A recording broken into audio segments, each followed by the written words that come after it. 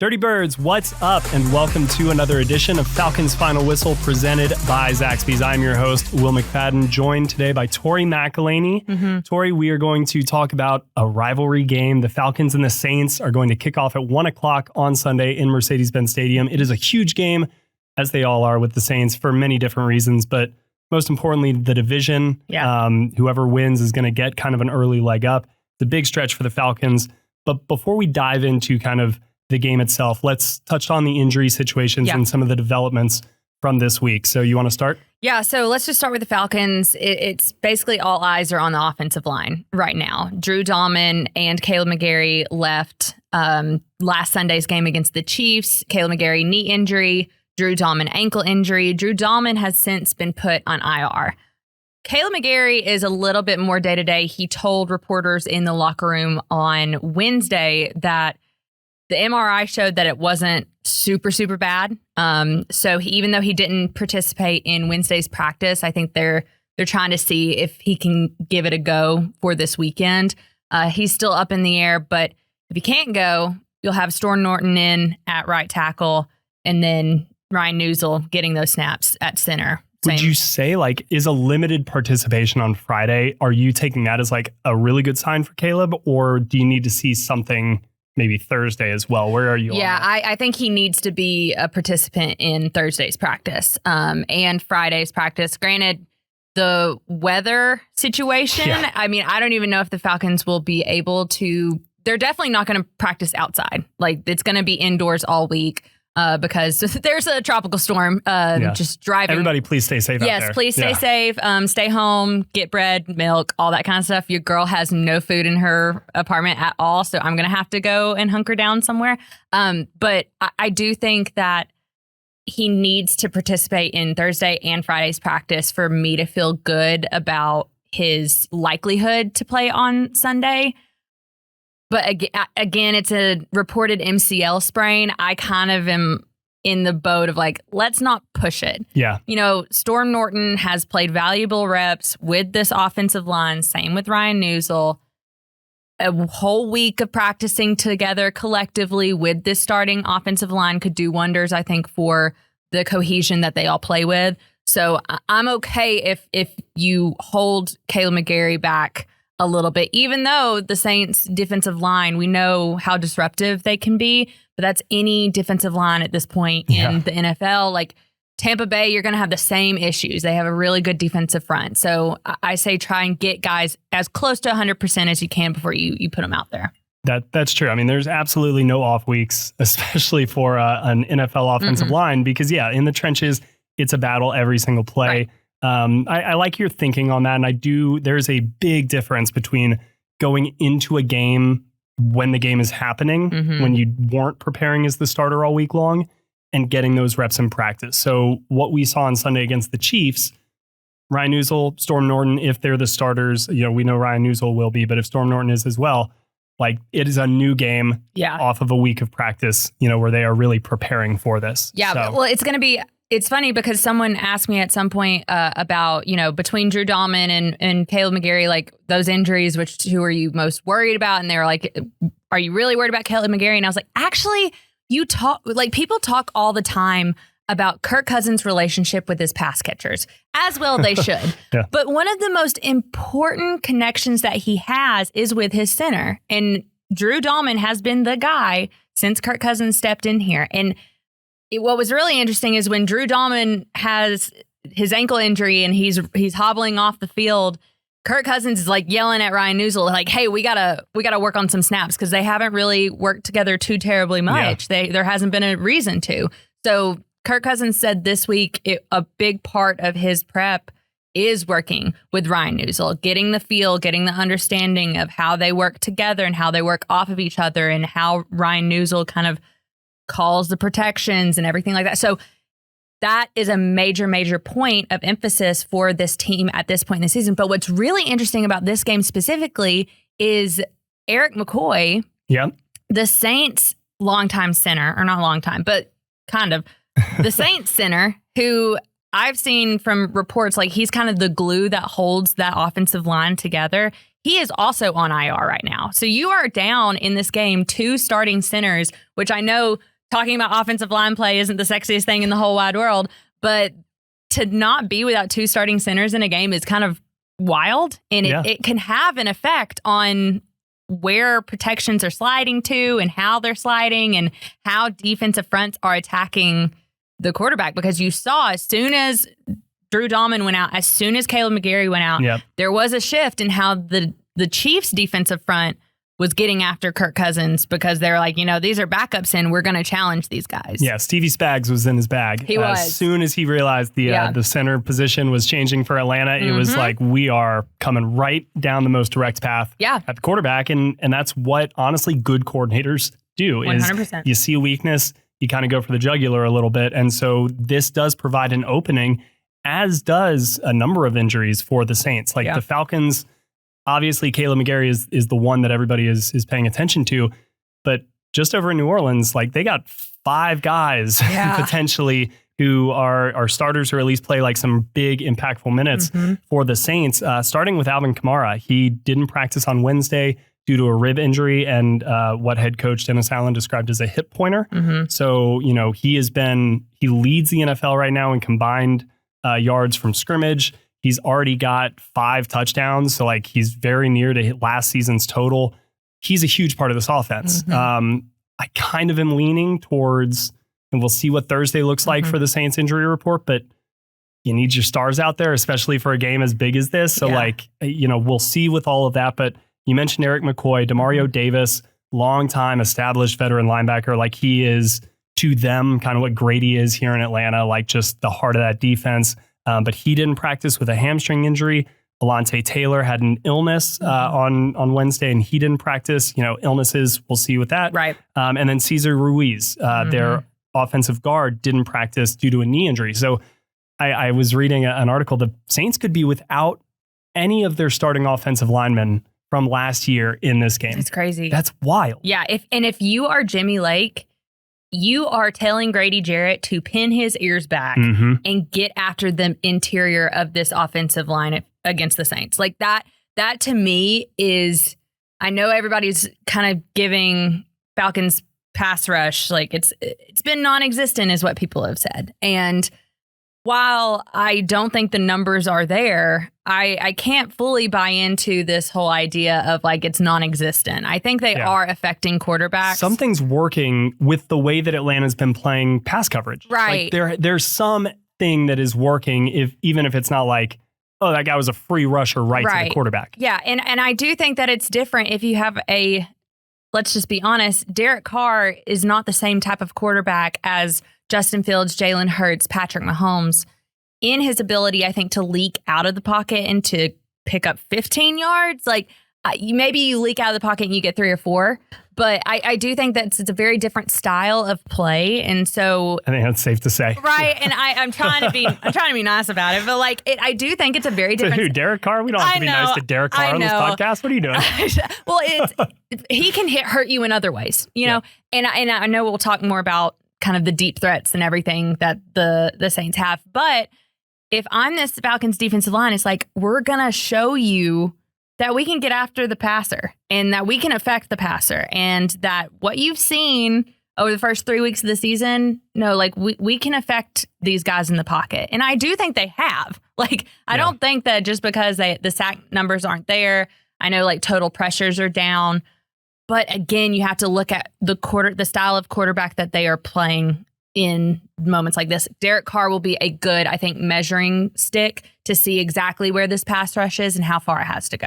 So you've just given me kind of an idea that I want to get your thoughts on here, because I expect this offense, Clint Kubiak's offense, Raheem Morris has said, like, we kind of know what to expect here, right? Like, few people, I think, know that offense, the Shanahan offense, the Kubiak offense, better than Raheem Morris. Like, I mean, he was there in Washington, kind of at the nexus point for this current iteration of it, but he's also been in LA. He's been here with Kyle. Like, he has seen it through and through. They know what this offense is going to be. Right. We kind of know what this offense is going to be. You're going to get a fullback on the field. You're going to have a tight end. It's going to be not just pure spread it out 11 personnel all the time. So I would expect the Falcons could, if they choose to, not be in nickel personnel a lot. Their fronts could matter in this game. Do you think, to impact Derek Carr the most, do you expect to see a 4-man front or kind of this 3, but really 5-man front? And the reason I ask is I could see the argument to say, look, if they've got reserves in there, let's go line up one-on-one and take advantage. Let's get that 4-man line down there and just let Grady Jarrett and David Onyemata and Lorenzo go. Or I could see, no, let's kind of widen it out. Let's get a couple of guys and make these be one-on-one matchups and get some twists and stunts and confuse people. How would you prefer to go about it? So for me, I actually am so secure, I think, in what's happening in the Falcons secondary that I am okay having a more loaded front, in my opinion. I also, and I know you're gonna make fun of me for this, but Caden Ellis, I think, could play a huge role in this. And we're laughing because, I talk about Caden Ellis and the way that you can use him in a defense all the time, and I just love how they have him. I would put his hand in the dirt over and over. You're like a video game player who's just user controlling the middle linebacker and being like, I'm moving him all over the place. I am. That's exactly what I'm doing. Because I think in this case scenario, if you have, let's say you have Grady Jarrett in a one-on-one, you have David Onyemata in a one-on-one, Matthew Judon coming off the edge, Lorenzo Carter, Arnold Ebiketie. If you have your normal look, put Caden Ellis on the defensive line as well. Put him beside Grady. Put him out wide on the other side of Matthew Judon. I love that look personally. And I think because of the nature of this offense and what we know to be true about them, I think that you can find success. Don't do it every time. Don't do it every time. But I think you saw a lot of it against the Philadelphia Eagles and not as much of that look against the Chiefs, which I think makes sense according to their personnel. But I think you could go about it in a way with the Saints that could be beneficial to you. So with Caden, let's say you do dedicate him to that pass rushing role and you are willing to say, hey, I'm going to trust my secondary, leave him on a little bit of an island. Let's go get Derek Carr. Against the Saints, that could be risky. They are one of the most explosive offenses in the NFL to start the season. They are second in points per drive behind only the Buffalo Bills. 77.3% of their first downs either end in a first down or a touchdown. They can make defenses pay. So, when you look at Chris Olave, when you look at Rashid Shaheed, are you not afraid of them, or do you just have that much confidence in Jesse Bates, Justin Simmons, AJ Terrell, and those guys to hold them down long enough to let that pressure get home? The latter.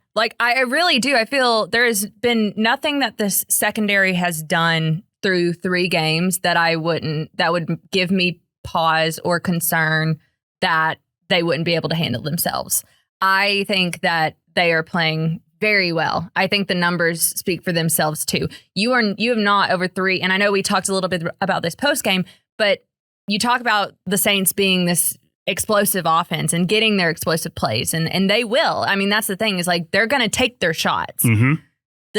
What's interesting about this Falcons secondary is that they have limited explosives over the course of the first 3 weeks of the season. A lot of times explosive plays are happening not because of a direct explosive quarterback to receiver gains 25 yards. It's receiver leaks out after a missed tackle, or a quarterback leaks out of the pocket and picks up 15. Why are you talking like an AI program? That's what I'm just trying to figure out. I don't know. I'm only halfway done with my coffee, so I'm my brain's still zzz. Yeah. But that's, to me, that's the difference. And that's why I feel confident in what the secondary would be able to do. I do think that they have the capabilities, as much as any team the Saints have faced this year, to limit their explosive abilities. Yeah, I agree with that. Again, what's so funny too is Justin Simmons, having seen Patrick Mahomes and now coming right back with Derek Carr. Right, yeah. And also given what Jesse Bates did last year to Derek Carr with the pick 6, this is a secondary that so far hasn't really had too many issues with the Saints. And I mean, I say that knowing Michael Thomas over the years has had his moments, but he's not going to be out there. So this is a different type of offense, which is Alvin Kamara is still the guy. Yeah. I would expect to see Troy Anderson on him a lot. In fact, Raheem Morris yesterday was like, we have drafted players. Yeah. And in my mind, to cover Alvin Kamara, I should finish my sentence there. In my mind, I was like, trying to figure out when was Deion Jones drafted? Because I was like, all right, well, that's the guy. He was drafted a year before Alvin Kamara. So I kind of want to just find Raheem at some point and be like, who are you talking about? Yeah. But it's that type of linebacker. It's the speedy, rangy sideline to sideline linebacker, and that is Troy Anderson. So, I mean, this feels like a good on good type of matchup when you look at the skill talents really on both sides. So when you look at Atlanta's offense against the Saints defense, you know, we've seen what Marshawn Lattimore can do. We've seen what Paulson Adebo is off to a really good start as well. But I like what Drake London looked like last week. Yeah. I liked what Darnell Mooney has looked like in this offense. Let's see what Bijan can do. But how do you feel about that side of the matchup?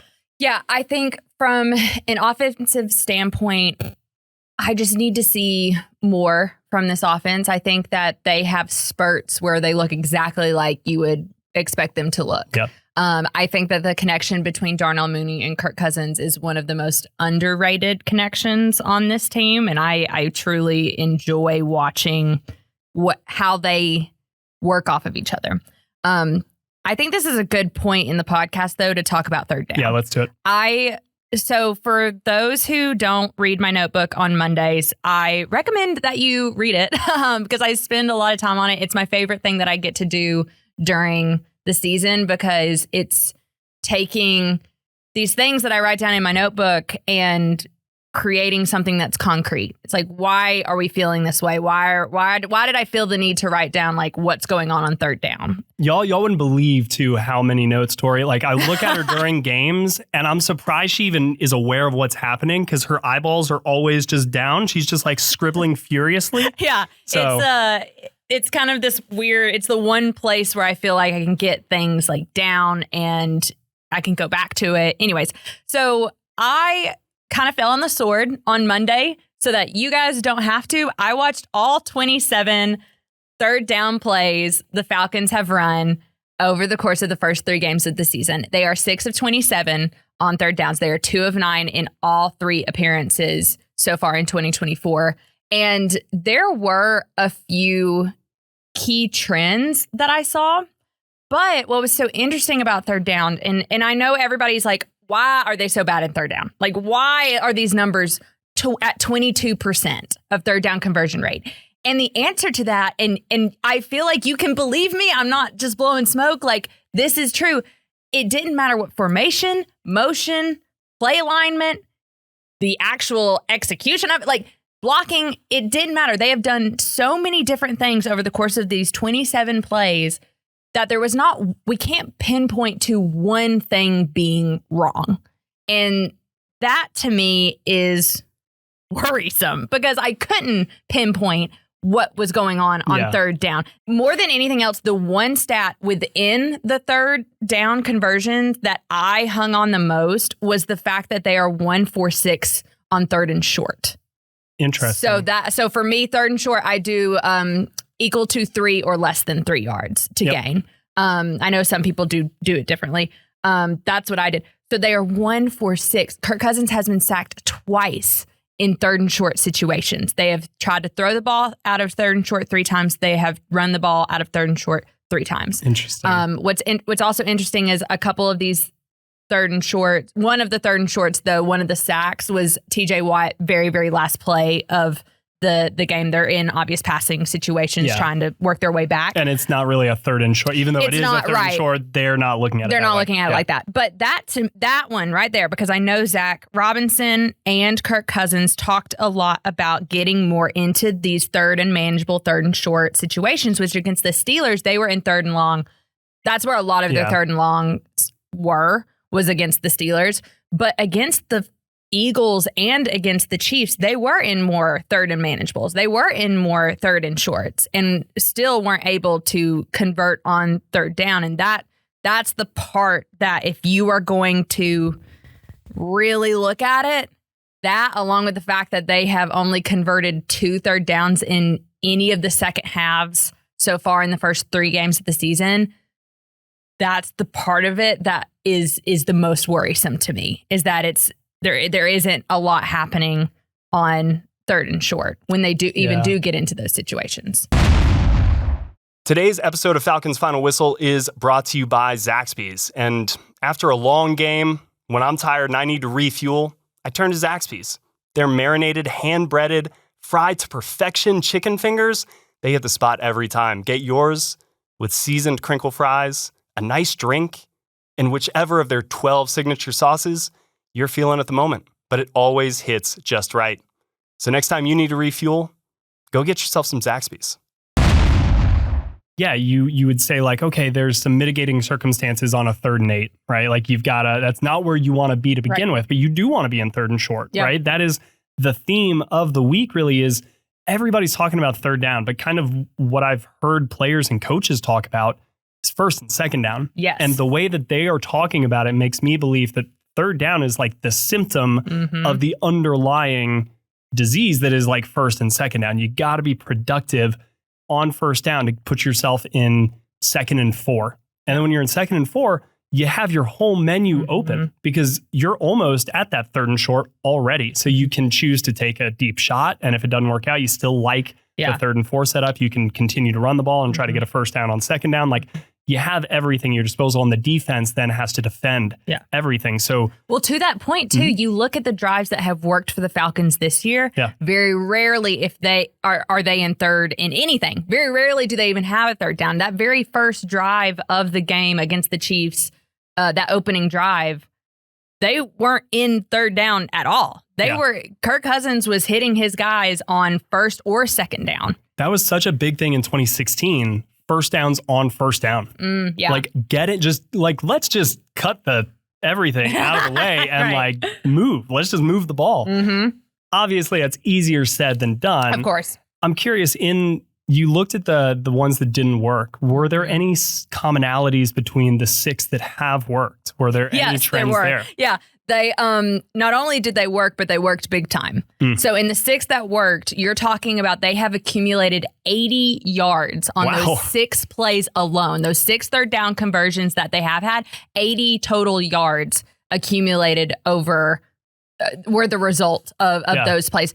Not just that, 2 touchdowns. So the Drake London touchdown against the Philly game winner, that was on 3rd down. And then the other Drake London against the Chiefs was on 3rd down. So not only when these 3rd down conversions hit, they've hit big for this team, and to the tune of 80 yards on 6 conversions. So, and 2 touchdowns of 6 plays. So that, you can manipulate stats all day long the way that you want them to be and what you want them to show you.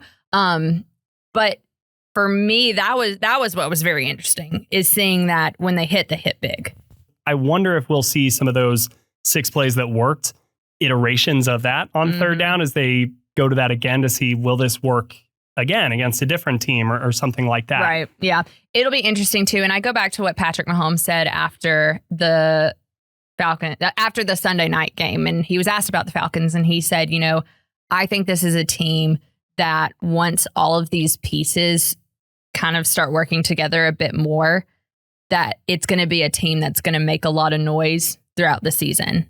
And he even said, he was like, it takes time sometimes for some of these pieces to gel together and mesh together. And, and I thought the fact that Patrick Mahomes was saying that, considering kind of where the Chiefs have been over the course of his tenure in Kansas City, I thought was very, very interesting, and how he was talking about like figuring out what your individual pieces do best to make the whole of the operation move towards success. And I think that's what we're actively seeing right now with this Falcons offense.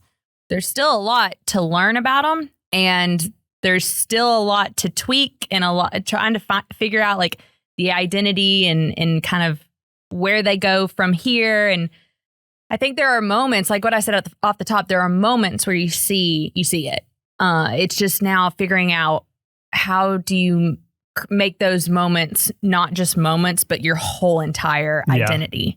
I'm curious from your perspective, as you're looking at what the offense can do the matchups presented. Is there a matchup? And this, you can go back to defense too. Is there a specific matchup that you're like pretty chomping at the bit to see happen on Sunday?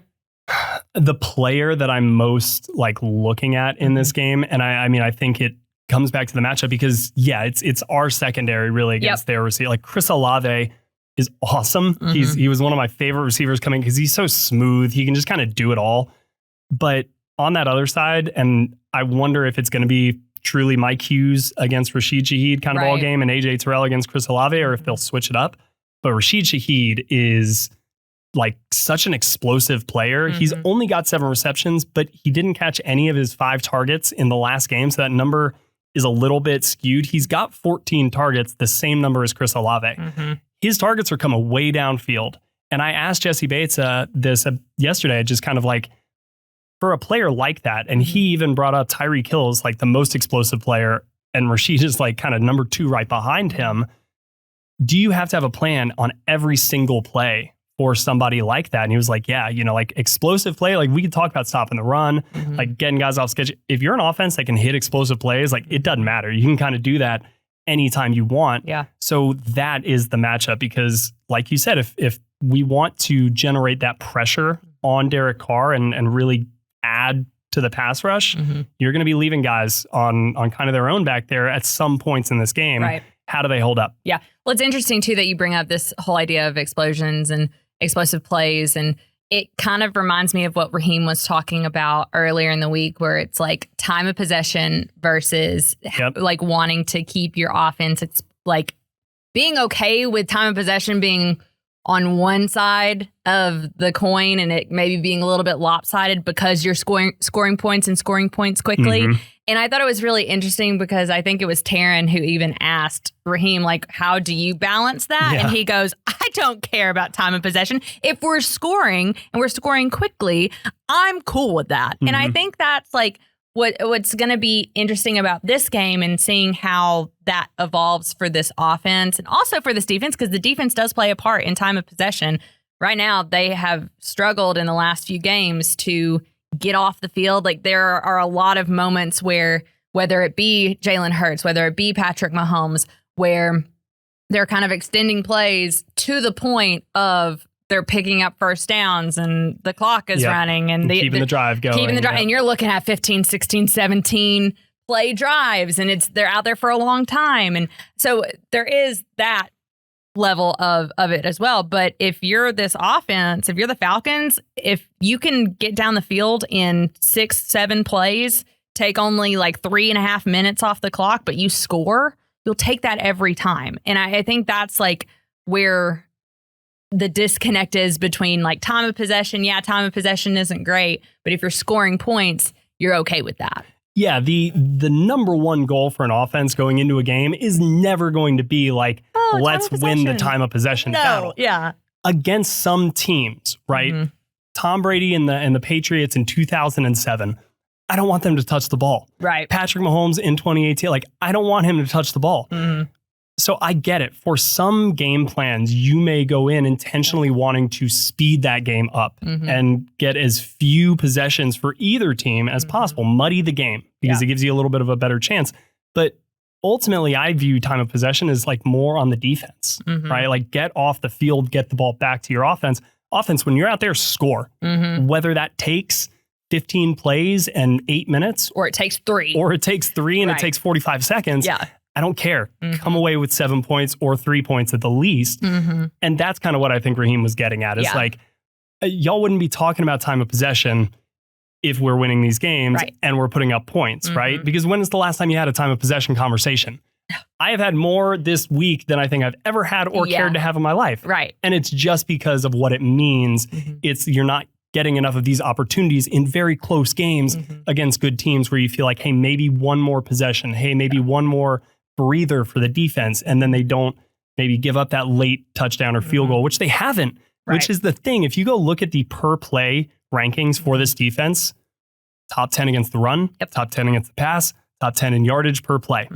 If you look at the per game stats, they're in the bottom half of the league. And that is just a volume thing. Right. They're not a bad defense. And I think we've seen that, the eye test, right? Yeah. Like they are a good defense. They make them fight for every single yard. But they're just out there and they're giving up that one extra yard a little bit too much. Well, I mean, you look at the Chiefs game and the fact that the Chiefs ran 74 total plays and the Falcons ran 53. Yeah. I mean, that in and of itself, and then people start having this bigger conversation about, Kyle Pitts targets. Well, when you're only running 50 plays, and another thing that goes along with this too is establishing the run game. And then we can get off of this, but that is another thing. When you are not establishing the run, when the clock is not winding down, when you can't get the run game going, that matters towards this idea of time of possession and explosive plays and all this kind of stuff. So that's another point. I'm still because you can establish the run in different ways. Establishing the run can be done through the pass, and then you're effective through the run because you've kind of spread things out. Right. And that's what I thought the Falcons were going to be able to do last week. They couldn't do it. Again, I know that they felt they would maybe be able to do it. Yep. But the Chiefs are good. They're a good defense. The Saints are also a good defense. The Saints are also a good team. As much as it pains me to say that, just trying to be as objective for you all as I can be. So let's kind of wrap it up here. Yeah. Talking about who do you think for the Falcons and for the Saints we will be coming away from the game on Sunday talking about when we sit down and turn on the microphones after that game? Who are we talking about? I do think if Alvin Kamara plays, we'll be talking about Alvin Kamara. I think that you can't look at what Steele was able to do with the Chiefs and the fact that the Chiefs were having such an issue with the running back position and they didn't know kind of what that was going to look like. You had injuries mounting, all that kind of stuff. And then Steele goes out there and has a pretty dominant night in the run. You're facing Alvin Kamara potentially. So I do think that one way or the other, if the Falcons stop Alvin Kamara and the run game is not something that the Saints can really lean on with him in that game, we'll be talking about that. If Alvin Kamara goes out and does what he's been doing the first 3 games of the season, we'll be talking about that. So for me, it's Alvin Kamara and whether or not this defense can contain him. Win or loss, good or bad, I feel like we'll be talking about him. What about for the Falcons? The Falcons, to me, I go back and forth because I want to say, I don't want to say Bijan Robinson, but and Tyler Algier. I don't want to say the run game because I just talked about Alvin Kamara. But to me, that is what I'll be looking at. How can you bounce back from what the Chiefs were able to do, which were to hold Bijan Robinson to an average of 1.9 yards per carry after he had 6.9 the week before against the Eagles? That piece of it, that's what I kind of am focusing very heavily on. So I hope that's not a cop-out that I was just like, the running backs. But that's truly how I feel like. I kind of feel like I know what I get from Kirk and Derek Carr. I feel like I know what I get from the explosive plays of, Chris Olave.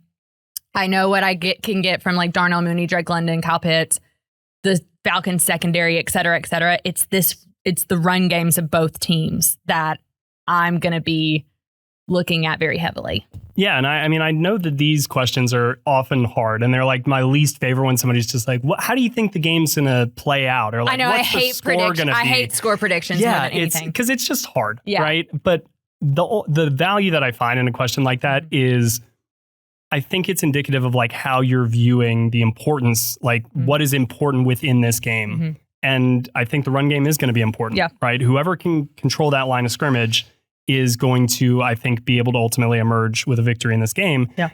I'm going with Kirk Cousins for the Falcons. Like I don't know why I have just in the back of my mind this feeling that he's going to ball. Like one of these games. You just have a feeling. Like he's just going to have one of these outings where we're like, there it is. Like that's last year he was playing so well up until the injury. And honestly, he's been playing really well for the last like 6-7 years. Like he has just been so consistently great. And we've seen good plays from him. Yeah. Like we have seen moments where it's awesome.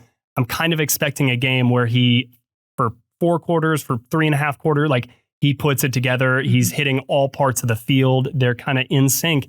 And because what the Chiefs were able to do was really just like, hey, we're selling out to run kind of through your run game into the quarterback on a play action if need be. I'm curious to see if the Saints take a similar approach because it was effective. Yeah. And if that is the case, then I think it's going to be on Kirk. And this offense to make them pay for coming similar to what I was worried about on the other side with the Saints making us pay.